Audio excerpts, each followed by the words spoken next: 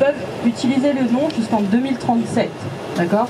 Ils ont payé 1 milliard d'euros juste pour utiliser, un demi-milliard, pardon, un demi-milliard juste pour utiliser le nom.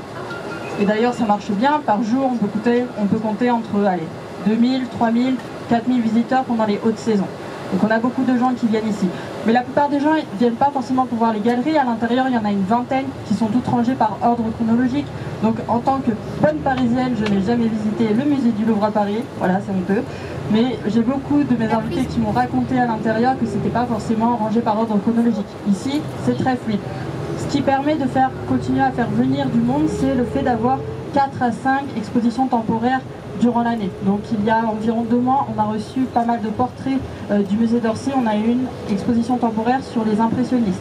En ce moment, on a une exposition temporaire sur le cinéma bollywoodien. Donc sur le côté gauche, maintenant, on passe à côté de ce dont je vous ai parlé, Abrahamic House Family. Donc vous pouvez voir par rapport aux photos, le premier c'est la mosquée, derrière vous avez l'église et en premier vous avez la synagogue. Donc ça a ouvert le 1er mars.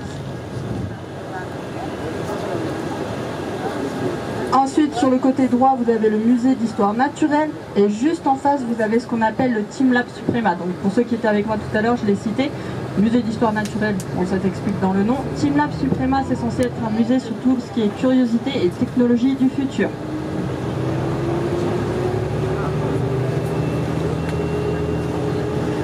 Entonces, señores,